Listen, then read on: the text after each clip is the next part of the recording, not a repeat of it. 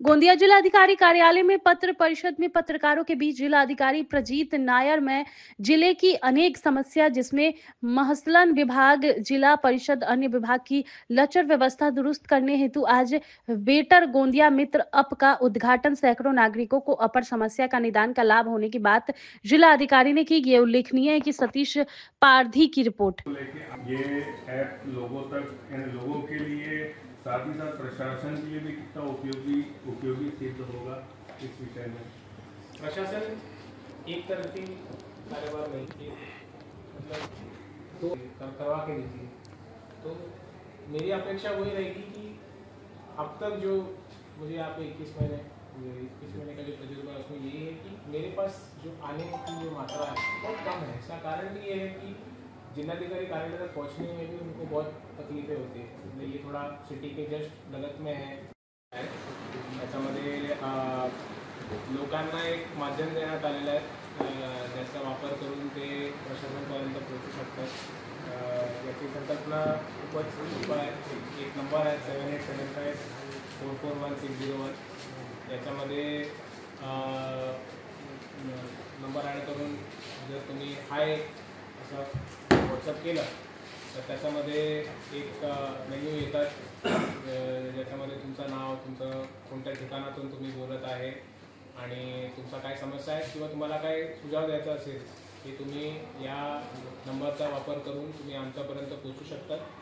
आणि एकदा आमच्याकडे पोहोचवल्यानंतर सुझाव असो किंवा तक्रार असो त्याचा निवारण करण्याचा पूर्ण जबाबदारी आमच्याकडे असेल।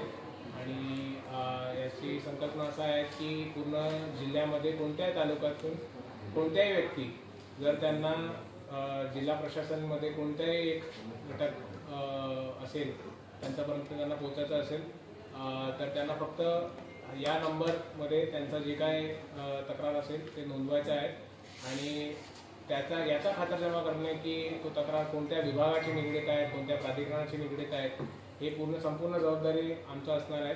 आणि आम्ही त्याचा तुम्ही एकदा तक्रार नोंदवला की तुम्हाला एक याचा नंबरसुद्धा भेटेल।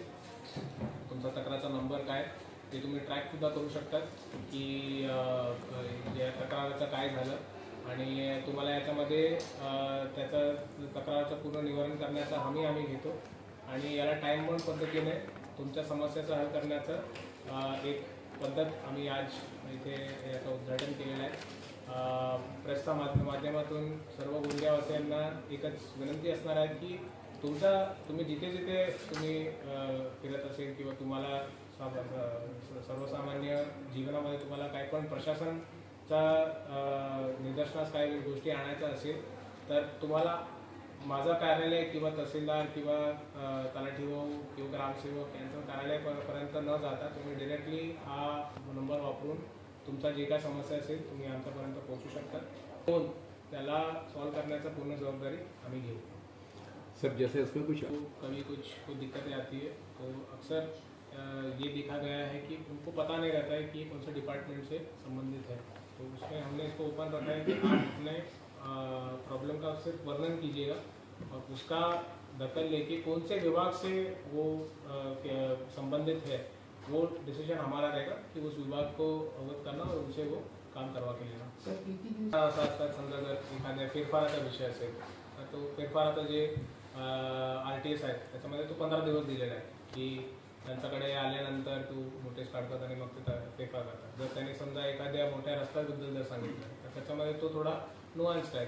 जर त्याचा फक्त डागडुजी अपेक्षित आहे जास्तीत जास्त एक आठवडा तक्रारीचं स्वरूपावर असतात। मोठ्या तक्रारी असल्या म्हणजे मोठ्या नसेल की जर असं काय असलं की ज्याला वेळ लागणारच आहे तर त्याला वेळ लागणारच आहे। पण जे आमचा RTS कायदा जे आहे त्याच्या अंतर्गत जे किरकोळ स्वरूपाचं आहे की आधार कार्ड भेटला पाहिजे, सेतू केंद्र चाललं पाहिजे किंवा फेरफार झाला पाहिजे वेळेत, ते सगळे लवकर होऊ शकतात। त्यातून जास्त एक आठवडा तुम्हाला तुमचा जे हिस्साचा जे वाटा आहे जर ते तुम्हाला भेटत नसेल किंवा तुम्हाला त्याच्यामध्ये काही निकष गरजेचं असेल त्याच्यामध्ये असं आहे की पुरवठा विभागाचा जे RTS कायद्यानुसार जे दिलेलं आहे की त्याचा जलद गतीने निपटारा झाला पाहिजे. त्या कोणत्या स्तरावर आहे ते बघा. म्हणजे तुम्ही सरसकट असं विचारलं की मी तुम्हाला उदाहरण सांगतो की देश का विकास होना चाहिए, कितने देर में होगा.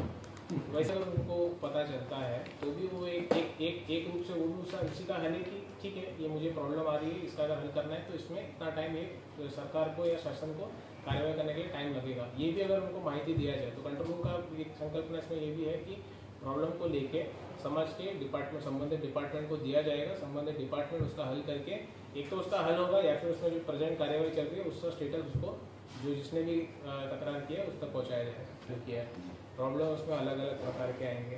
कुछ टाइम उसमें मैं खुद भी बैठ के लोगों से बात करूँगा कि आपने ठीक है ये प्रॉब्लम रेस किया है, क्योंकि अब तक ये प्रॉब्लम जो आ ही नहीं रहते हमारे पास.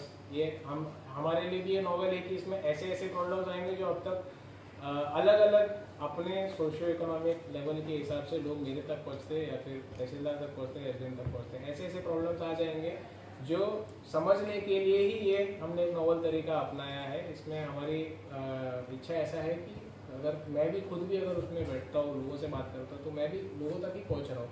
मैं जानने की कोशिश कर रहा हूँ कि हम यहाँ बैठ के ऑफिस में बैठ के तो हमारी एक संकल्पना रहती है कि अमुक अमुक चीज़ों पे लोगों को दिक्कतें आती रहेगी. 75441601 आपला पिनकोड आहे शेवटचा सर्टिफिकेट आपल्या गोंदिया समाजासाठी आणि आपल्या जे शहरी भागामध्ये जिथे तर राहतात तिथे काहीतरी चांगलं करण्यासाठी